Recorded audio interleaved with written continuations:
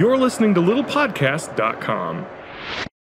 All right, I guess now it's time for some future retro pile of shame. Okay. I guess I'll go first then. I stopped by Phil Bond's place before coming up to No Brand Con.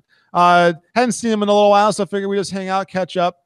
And he had some cool new stuff at his house for the Switch. Can you guess what it was, everybody?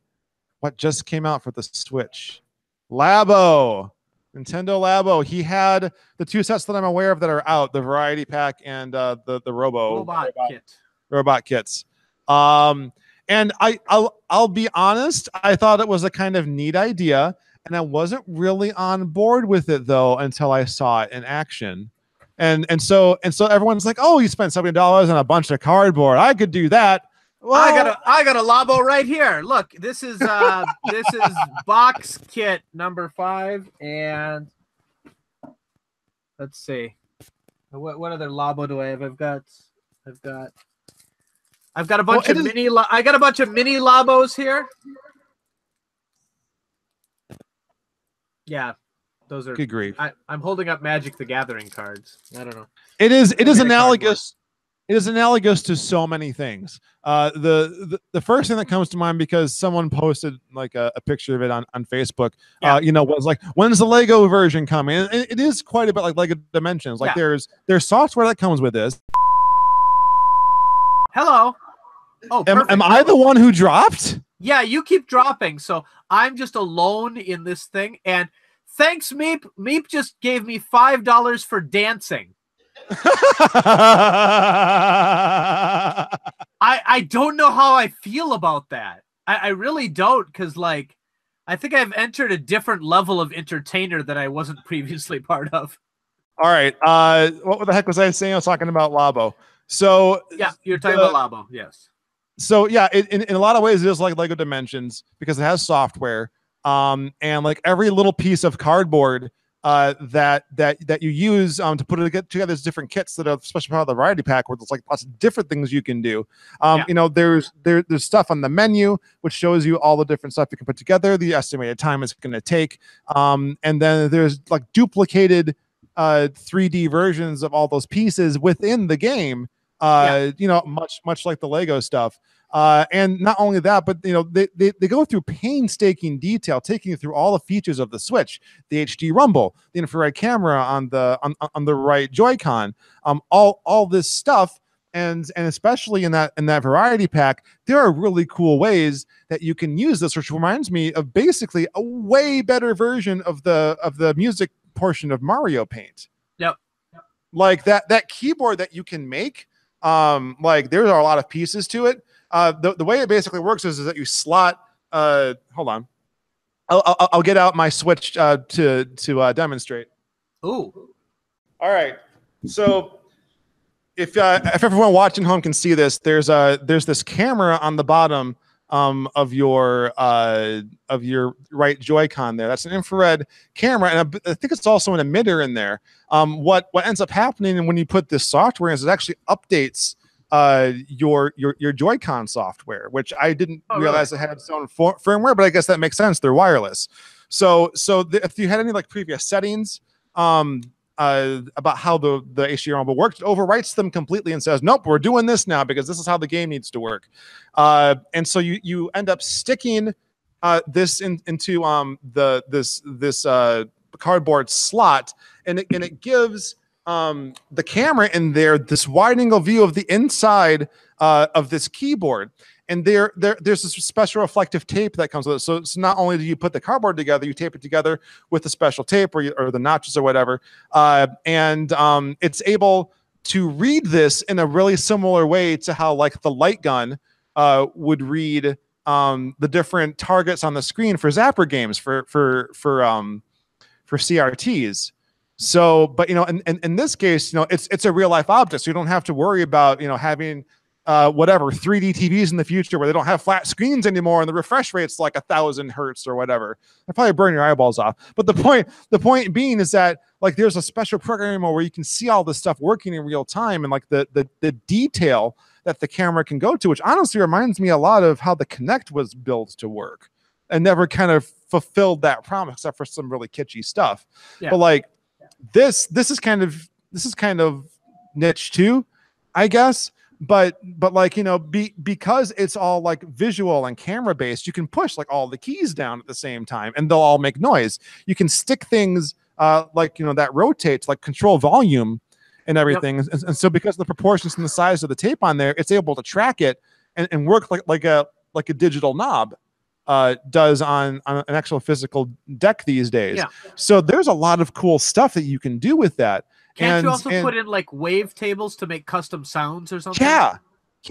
You can. There's actually like a template, like a cardboard template you can use. Then you can copy it, put in your waveform, and like dude, like that video that I want to do, that music video that I want to do for Spring Dojo. I wish I had the time and wherewithal to write that song in Labo. I don't. Maybe I'll do it after we do the video and then share that with people so they can do their own stuff too. But I mean, just this one piece of the variety pack, the possibilities are friggin' endless. Well, I really want to get it because I think it would be a very cool introduction to coding for my kids. Yes, absolutely, because you can like map and program all the different sounds and to like not just music but actions. Have you seen some of the things people have been making in this? No, but like we should link to that in the show notes for sure. There are some cool videos out there already. And this thing's only been out for a short amount of time, but like, yeah, I mean, and by the way, Nintendo finally conquered the losing money from used games, because you would never buy a used Labo. Yeah. It's interesting though, because they do take a lot of time to explain to you, especially if you're younger, because I'm assuming kids are going to play with this stuff. Yeah. You know, when the cardboard starts to kind of wear out, how to repair it with like Scotch tape and stuff. Like, you know, they're aware of the limited not shelf life, but you know, the limited viability and wear and tear on cardboard. And at least for now, you can buy replacement cardboard from Nintendo's website.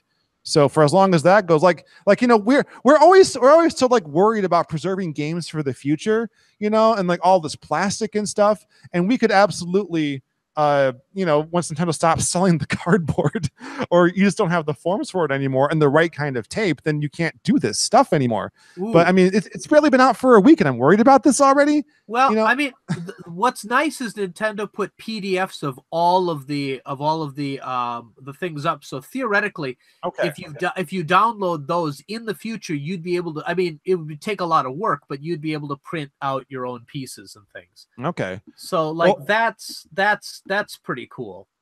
The other thing that Phil theorized was that because it's all based on like proportions and distances and whatnot, you don't have to have everything at the size that is in that. You could scale things up as long as the camera is able to see everything, and you know the distance isn't too much for the camera to see, as long as the proportions are all exactly correct.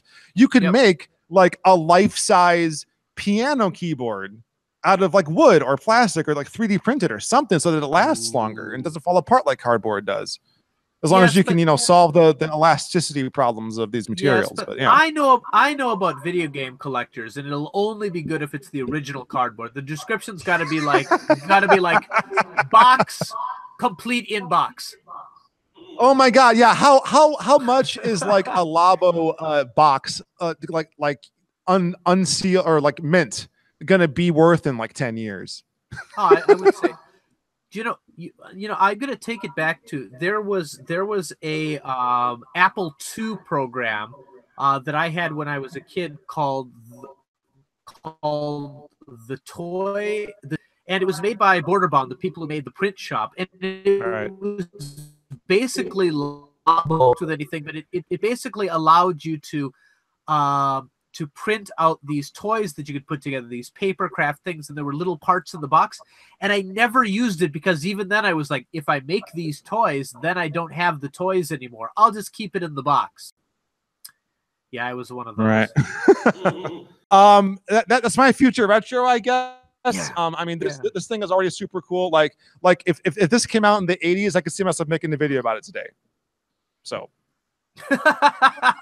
I'm just saying. I mean, No, it's very cool. I was gonna get one over the Golden Week break, but I just didn't have time. But I definitely want to maybe during the summer I'm gonna get one of these and put it together with my kids. I think that's gonna be super fun. Is it gonna be the next smash hit for Nintendo? I'm not sure, but it's it looks very cool. I think the main problem is the target audience for Nintendo Switch right now is people our age. You know what I mean? And well, then again, people who are our age have kids. Some of them, I don't know.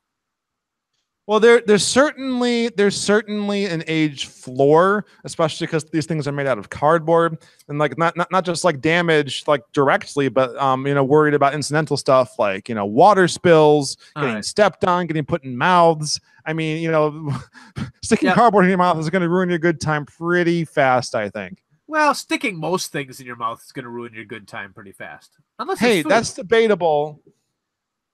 Okay, now, Sean, I'm gonna let you finish, but we've had requests for some Vinnk dancing, and I need to do that right now. All right, fine. Just dance okay, away. I'm dancing. Dance, monkey, dance.